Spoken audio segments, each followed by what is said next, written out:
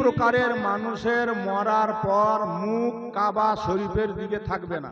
ওয়া আসহাবিহি আজমাইন।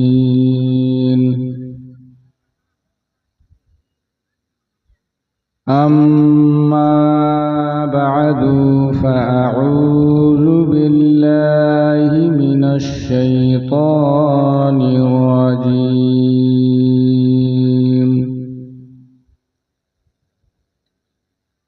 বিসমিল্লাহির রাহমানির রাহিম।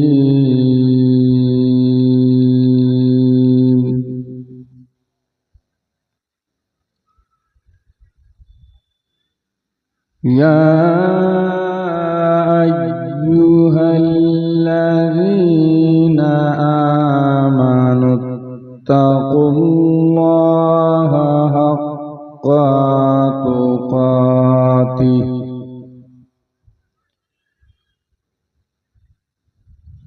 হাক্কা তুকাতিহ ওয়া লা তামুতুন্না ইল্লা ওয়া আনতুম মুসলিমুন।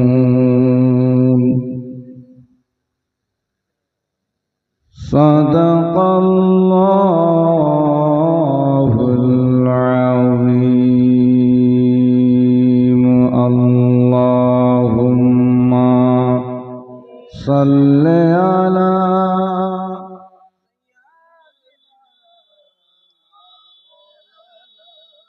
মুহাম্মাদ ওয়া আলা আলি সাইয়্যিদিনা। জোরে সোরে মোহব্বতে পড়ুন, আল্লাহুম্মা সাল্লি আলা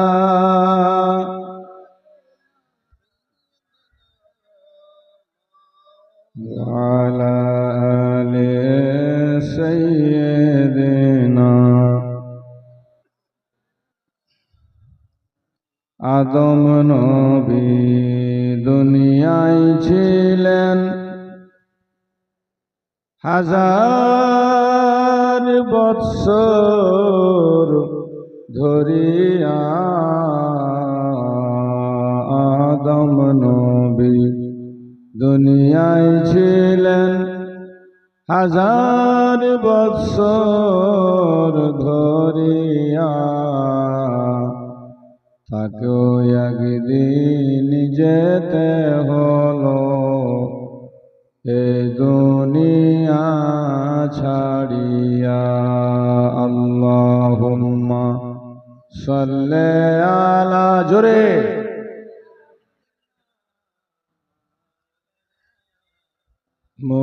মুহাম্মাদ ওয়া আলা আলি সাইয়্যিদিনা। ওরে আসগার থাক রে খিমাই জসনা রে তোই কারবালায়। ওরে আসগার থাক রে খিমাই জসনা রে তোই কারবালায়। ইয়াজিদিরা দিবে না পানি, তাদের মনে দয়া নাই। আল্লাহুম্মা, মহব্বতে পড়ুন, মহব্বতে। মাওলানা মুহাম্মাদ ওয়া আলা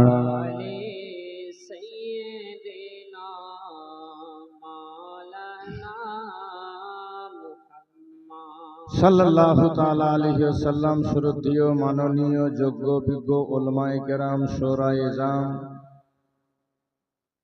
বেরাদারানি ইসলাম, বাবা ভাই বন্ধুগণ, পর্দার আড়ালের মা ও বোন, সমস্ত তারিফ প্রশংসা একমাত্র সেই মহান মাবুদ আল্লাহ পাকের জন্য, যে আল্লাহ দয়া করে অনুগ্রহ করে আজকে আমাদের আপনাদেরকে এই রহমত ভরা সভার ভিতরে জান্নাতের বাগানে কিছুক্ষণ বসার তৌফিক দান করেছেন। সকলে বলি আলহামদুলিল্লাহ। আল্লাহর পরে বিশ্ব নবী, মায়ার নবী, দয়ার নবী, মা আমেনার লাল, মরুর দুলাল, যে নবী হচ্ছেন বিশ্বের কুল, বিশ্বের মূল, বাবা আব্দুল্লাহর বাগানের ফোটা একটি মাত্র ফুল, যে নবীর নাম এখানে ওখানে, সাত তাবাক জমিন ও আসমানে, হাদিস ও কোরআনে, বেদ ও পুরাণে, জান্নাতের ফুল বাগানে, প্রত্যেক মুমিন মুসলমানের জুবানে জুবানে, শয়নে স্বপনে গোপনে, মসজিদের কোণে সবখানে, যিনি আদর্শ গুরু, আদর্শ দাতা, ভবিষ্যৎবাণীর বক্তা, গায়বের সংবাদদাতা, আব্দুল মুত্তালিবের পোতা, মা আমেনার লাল, মরুর দুলাল, আহমদে মুজতবা, মুহাম্মাদুর রাসূলুল্লাহ সাল্লাল্লাহু তাআলা আলাইহি ওয়াসাল্লামের উপর লক্ষ কোটিবার দরুদ ও সালাম, শান্তির ধারা বর্ষিত হোক। সকলে বলুন আল্লাহুম্মা আমিন। মাদের দিক থেকে আওয়াজ আসছে, কথা গল্প করার শব্দ শোনা যাচ্ছে। প্রথম একটা মশলা বলে দিই, মেয়ে ছেলের আওয়াজ যদি পুরুষদের কানে যায় তো গুনাহ। এখানে মায়েরা এসছে জালসাতে কিছু নেকি নেওয়ার জন্য, সওয়াব পাওয়ার জন্য, তাই তো? যদি ওরা গল্প করে, কথা বলে আর শোনা যায়, আর মাথায় কাপড় না থাকে, চুল খুলে দুল খুলে যদি বসে থাকে, তো এসেছে তাও গুনাহ, যাবে তাও গুনাহ, বসে আছে তাও গুনাহ, জালসা শুনলো তবুও গুনাহ। কথাটা বোঝা গেল? এতক্ষণ ধরে প্রায় 11:15 বাজতে চললো, আপনারা ধৈর্য সহকারে বহু কিছু শুনলেন। আমি এসে আপনাদের চেহারাগুলা দেখছিলাম, দেখেন 32 বছর হচ্ছে আমার জালসা জীবনে করা, তার মধ্যে 25 বছর ধরে শুধু আপনাদের এই দিনাজপুর এলাকাতে আমি আসি। তো আমরা জালসাতে গেলে আগের মানুষের মাইন্ডটাকে পরীক্ষা করার চেষ্টা করি। আমি দেখে যা বুঝলাম যে আপনারা একটাও জালসা বুঝেননি। কথা ঠিক বলছি না ভুল? কথা ঠিক বলছি না ভুল? আর যদি বুঝা থাকেন তো কি বুঝিয়েছেন আমাকে বুঝান দেখুন। খালি দেখে আছেন মুখে মুখে বাস। জালসাতে এসে যদি জালসাই না বুঝো, তাহলে জালসা করে লাভ কি আর শুনে লাভ কি? কথা ঠিক না? আসার পর কিছুই শিখলা না, কিছুই বুঝলা না, ওয়াজ নসিহতের মাহফিল এটা, আর নসিহতই পেলা না, তাহলে হবে কি? আচ্ছা, প্রথম কথা, মাসলা অনুপাতে যেখানে হেদায়াত হবে, হেদায়াতের মাহফিল হবে, সেখানে বাজার লাগা চলবে না। যে কমিটিটা কষ্ট করে দিনের খাতিরে ইসলামের কথা শোনার জন্য জালসা লাগিয়েছেন, তারা দোকান কেন বসতে দিলেন? বাজার কেন বসালেন? আর যতটি মেয়ে আর ছেলে বাজারে ঘুরলো, সবটির গুনাহ আপনাদেরকে নিতে হবে। কারণ হচ্ছেন আপনারাই। আমি কদিন আগে বোম্বাইয়ের মাটিতে ছিলাম, রাত 10টার পর দোকান সব বন্ধ হয়ে যায়। আর ইয়ে কোন সিস্টেম যে যতক্ষণ জালসা চলবে ততক্ষণ ঝানার মানার চলতে আছে বাজারে? হ্যাঁ, সারা দুনিয়ার দোকান বন্ধ থাকে আর এখানে দোকান খোলার জায়গা নাকি? আমার আপনার নবী 1500 বছর আগে মক্কার ভিতরে এসে সর্বপ্রথম বাজার বন্ধ করেছেন। নবী বলেন, সকালে উঠে যারা মসজিদের দিকে ছুটে তারা জান্নাতের ঝান্ডা হাতে নিয়ে যায়, আর সকালে উঠে যারা বাজারের দিকে ছুটে ওরা ইবলিসের ঝান্ডা হাতে নিয়ে যায়। যেখানে ওয়াজ নসিহত সেখানে শয়তানের আড্ডা। কোনো কাজ হবে জালসা করে? ফল হবে জালসা করে? লাভ হবে জালসা করে? সব মুনিহারির দোকান জালসাতে বসবে কেন? জালসা শুরু হওয়া মাত্র সকল দোকানকে কড়া ভাবে কমিটিকে বন্ধ করে দিতে হবে। সব গিয়ে দোকানে আড্ডা করছে, আড্ডা দিচ্ছে। এ কোন সিস্টেম আপনাদের? কাল পরশু আমি ঝাড়খণ্ডে ছিলাম, রাত 1টা 2টা অবধি জালসা চলেছে। একটা লোক এদিক সেদিকে ছিল না, যা ছিল সব জলসায় বসেছিল। ওইরকম জলসাতে বক্তাকে বলতেও ভালো লাগে, শ্রোতাকে শুনতেও ভালো লাগে। এলোমেলো জালসা, কিছু লোক বাইরে দাঁড়িয়ে আছে, কিছু ছেলেরা দেখলাম যে ওইদিকে পাবজি গেম খেলছে। এ কোন সিস্টেম রে বাবা? হ্যাঁ, কোন মুসলমান আপনারা? ওয়াজ নসিহতের মাহফিল করেছেন, মসজিদের জন্য জালসা করেছেন, তো কিছু শিখার দরকার আছে না?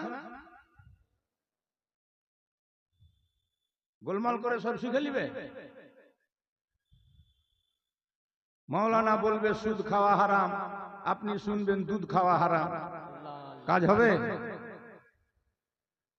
আজব সিস্টেম, আমি কিছু বুঝি না।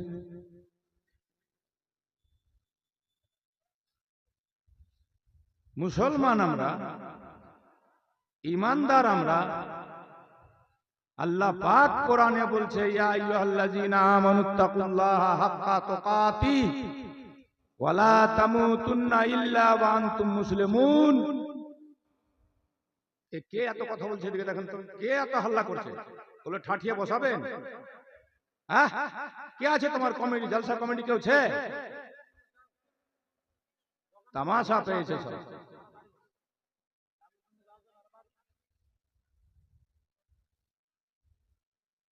আরে কেউ খারাপ হলে কেউ তো ভালো আছে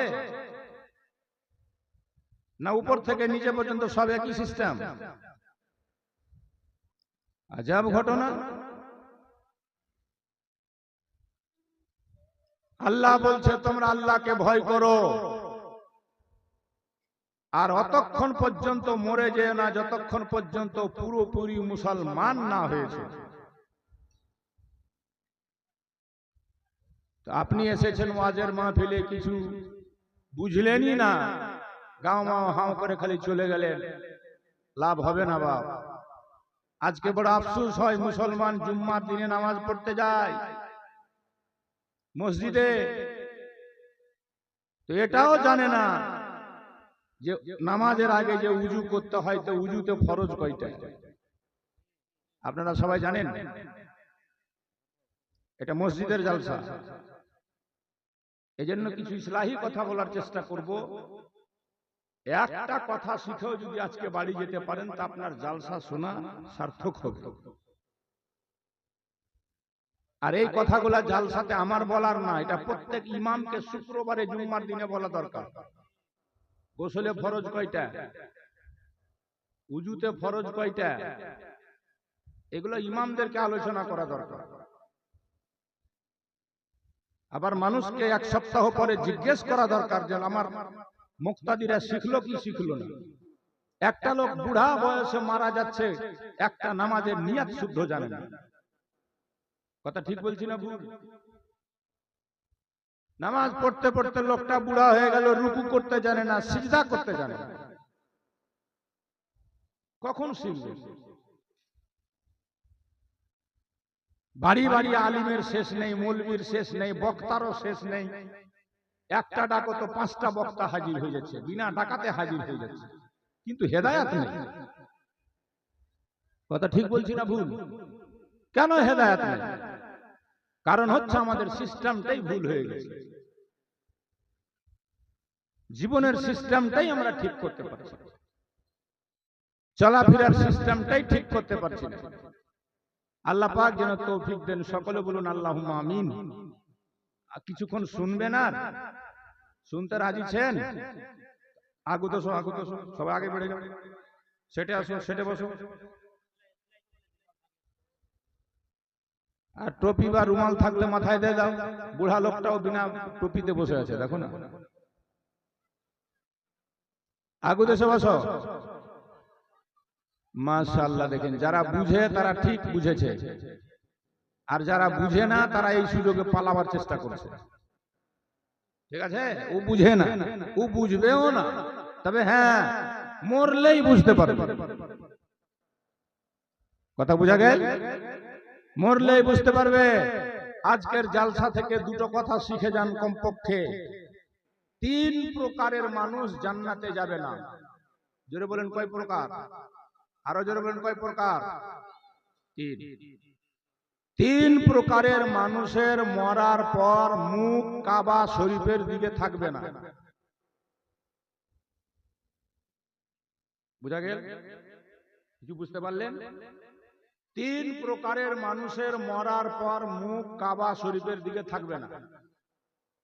এখানেই আছে লোকগুলা, 3 কোয়ালিটির লোক। মরার পর মুখ কাবা শরীফের দিকে থাকবে না, অন্যদিকে ঘুরে যাবে। বুঝা পালেন? বুঝতে পারছে? হ্যাঁ। কাল্লামুন নাস আলা ওয়াকুলহিম, আমরা আরবিতে পড়েছি, কথা বলো মানুষের বুঝ মোতাবিক, যে তুমি কথাগুলো বলছো মানুষ যেন বুঝতে পারে।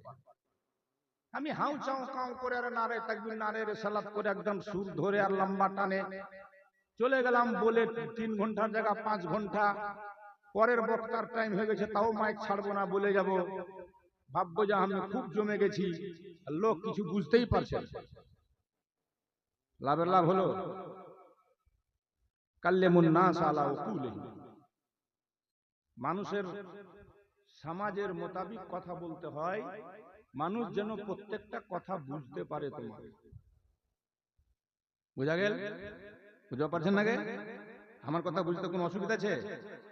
মুই তো এমনি ঝাড়খণ্ডী, ওকাতে বাং চালা কানা, হিটিরে গিটির কানা। আমার দেশ হলো সাঁওতাল পারগানা। হ্যাঁ, আমার দেশত যাবেন বেশিরভাগ সাঁওতাল লোক ছে, বেশিরভাগ সাঁওতাল। কিন্তু আজ 25-27 বছর ধরে তোমার বাংলা ঘুরিছি, কোন এমন এলাকাত আমি যাই না। এখনো তোমার এলাকাত বহু জলসা আছে। আমার নন্দীগছর জলসা আছে, দাসপাড়ায় জলসা আছে, তোমার তিলক গছর জলসা আছে, তোমার গরিব নওয়াজ মাদ্রাসায় জলসা আছে, তোমার চোপড়ার জলসা আছে। এমন কোন এলাকা নেই যে আমি আসিনি। শাহজাহান কাদরিকে কেউ চিনে না এমন কথা নাই, আল্লাহর রহমতে। এটা গর্ব নয়, আল্লাহর শুকরিয়া। আমি একজন অযোগ্য, আমি নগণ্য, আমি সামান্য, আমি কিছু জানি না। 10-12 বছর ধরে উত্তরপ্রদেশে থেকে পড়াশোনা করে যেটুকু জেনেছি, মনে করছি কোরআন হাদিসের 1000 ভাগের 1 ভাগও আমরা শিখতে পারি।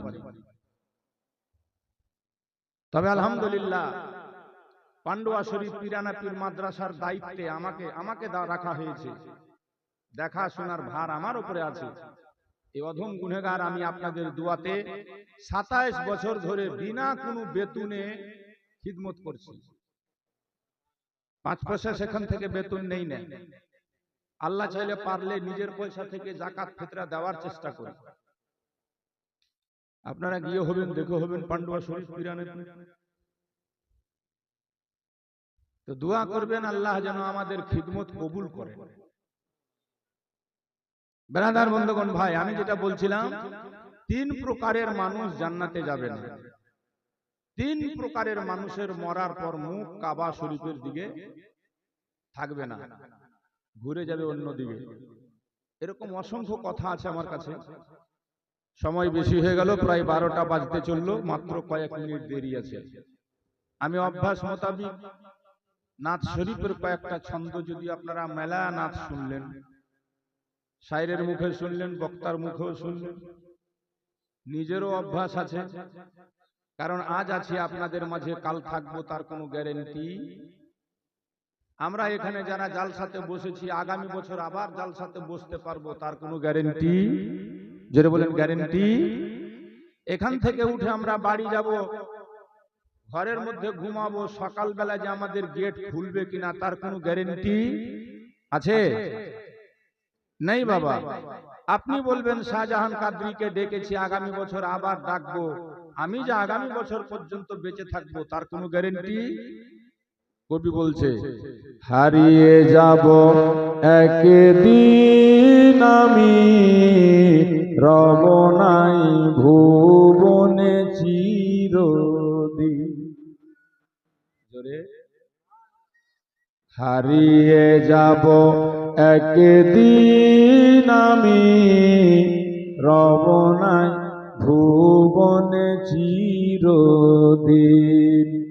ক্ষমা করে দিও তোমরা আমায়, ক্ষমা করে দিও তোমরা আমায়, ভুল করে থাকি যদি কোনো দিন। হারিয়ে যাব একদিন আমি, রব নাই ভুবনে চিরদিন।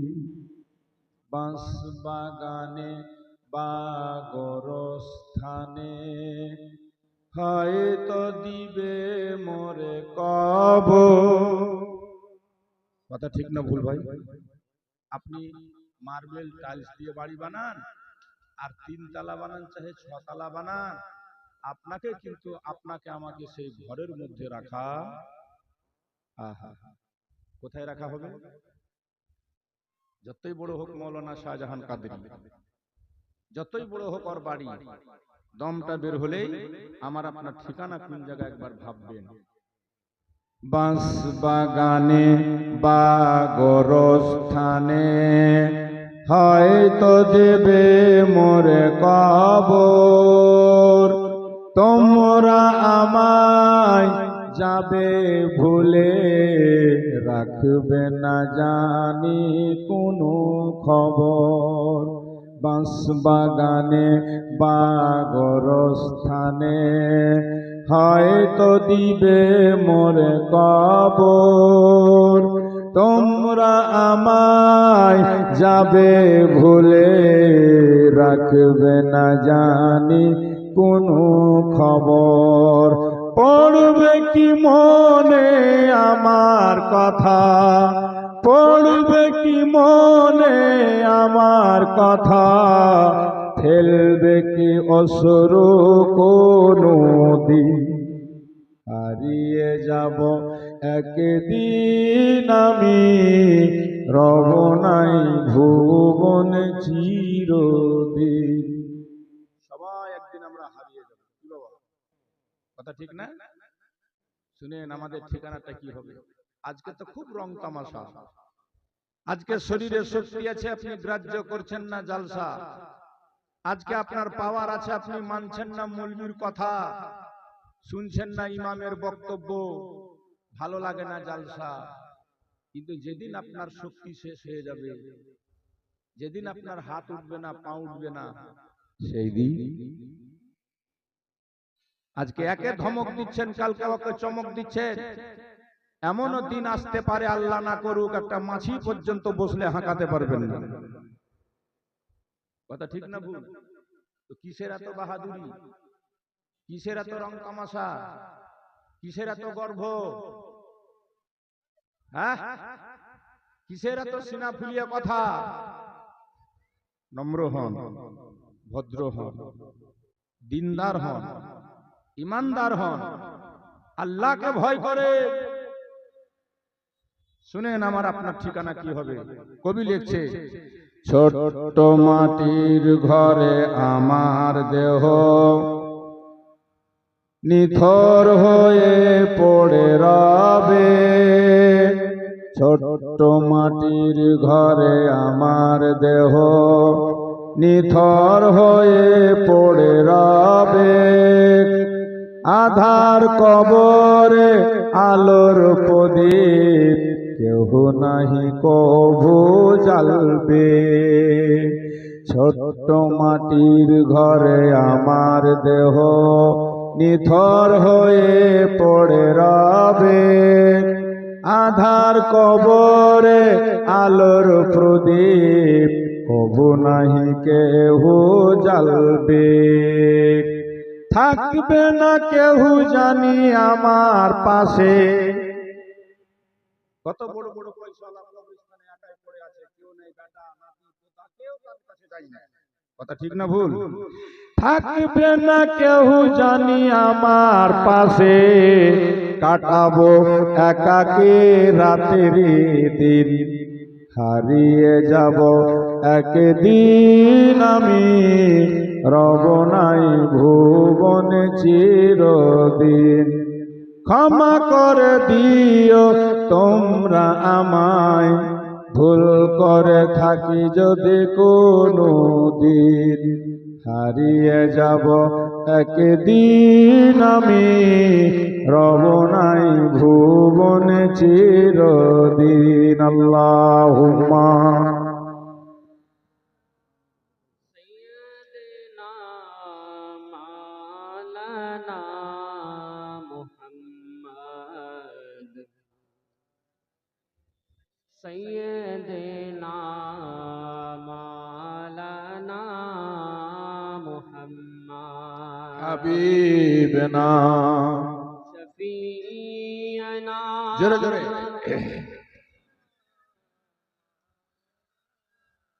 মুহাম্মাদ ওয়ালা আলি সাইয়্যিদিনা।